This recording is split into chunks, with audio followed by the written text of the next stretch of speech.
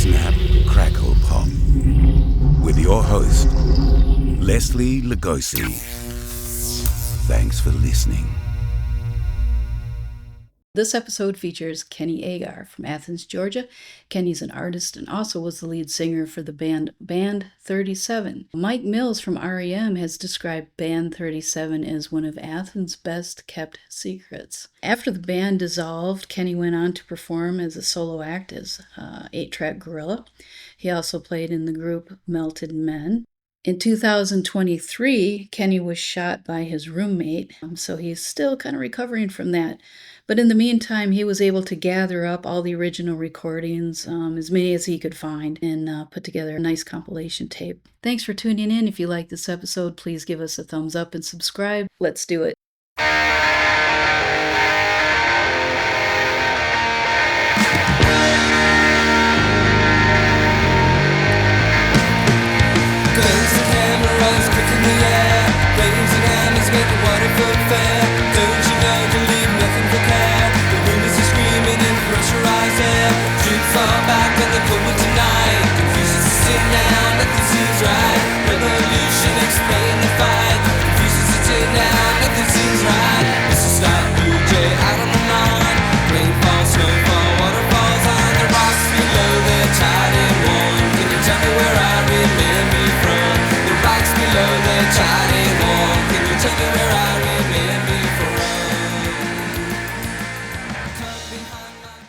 We actually rehearsed at Stitchcraft, and in the basement of Stitchcraft is like where the Replacements played and R.E.M. played. We opened for Love Tractor, Alex Chilton. So we played at the Mad Hatter too, which is just like kind of a Friday bar, but we were trying to, meet some friends who might want us to play at their fraternity parties, because that's where the money was. We had good support, from the beginning. We had some rocking out songs, but our biggest song was like a ballad. When you get tired of a broken heart, Rosalita, come with me tonight. If you get tired of just playing a part, Rosalita, come with me tonight. Won't you be mine tonight? I'm waiting for you, it's a long time. Turn around, watch your step. Well, I'm waiting for you, it's a long time. Turn around, watch your step, girl.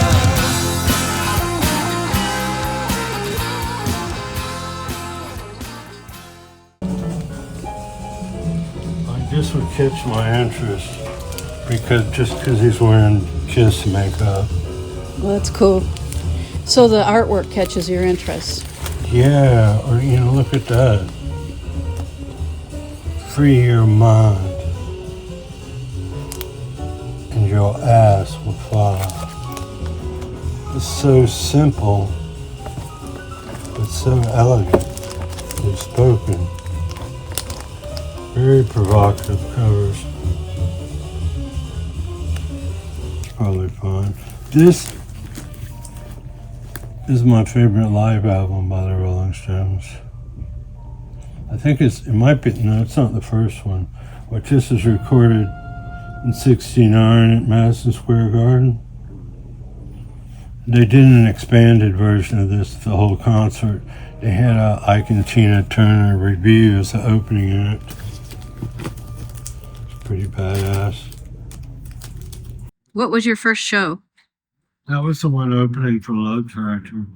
40 Watt on Broad, which is what they called the 40 Watt Uptown. It was a wild place. That's kind of where I cut my teeth. Really was on that stage. First time I ever played on a rock stage, it was there. Rob, the drummer, got us some paying gigs. They offered us a chance to open for Red Hot Chili Peppers, but I got outvoted. I think me and Eric wanted to do it. The rest of us got outvoted because they wanted a headline on our Friday night. So we didn't go to that. But the next year they came through. I was literally standing there backstage in the hallway talking to Mark, and we got hit with this just BO. I mean, it was bad BO. It was BBO.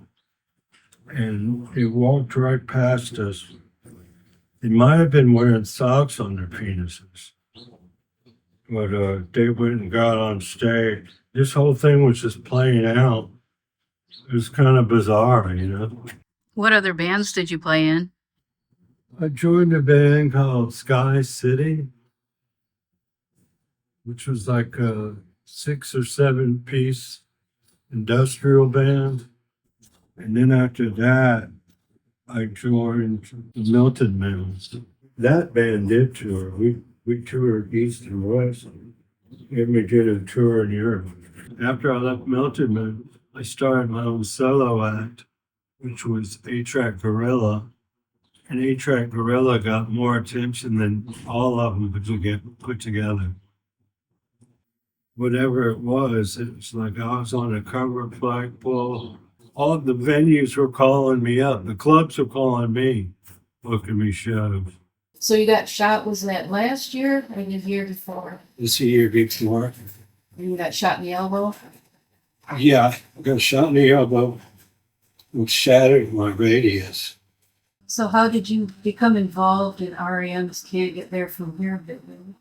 Well, my brothers had a video production company called ABP, Aguar Video Productions. There's a shop.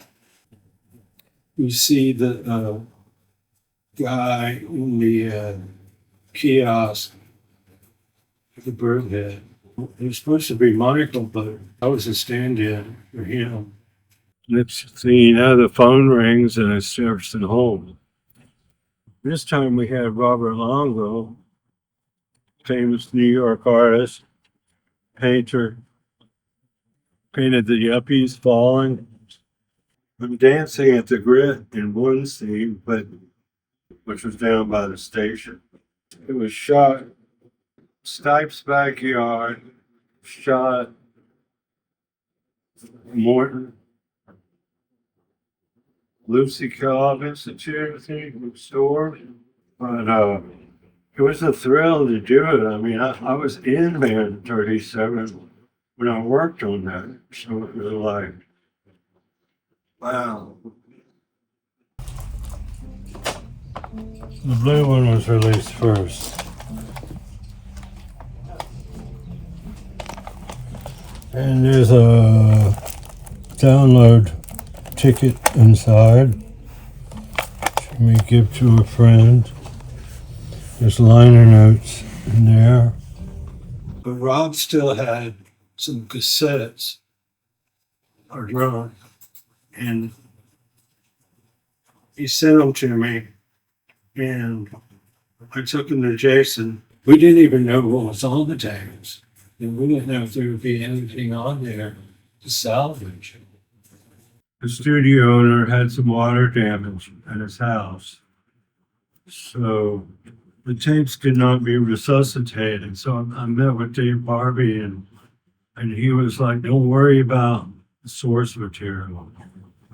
So we pulled it all from cassette, and we had to do a lot of noise reduction. We pulled those songs to make this tape. So the first side is all studio that we did at John Keane, and the second side is live, the 40-watt, summer of '84. And this is from, I think this is from 2 different shows that we did like a month apart in each summer. I was just glad that I was able to get that cassette out, because I would hate it if, people have never heard of us, but I would hate for it to not get known in some capacity, in how if you draw the family tree of Athens and how one branch extends to another, and it does.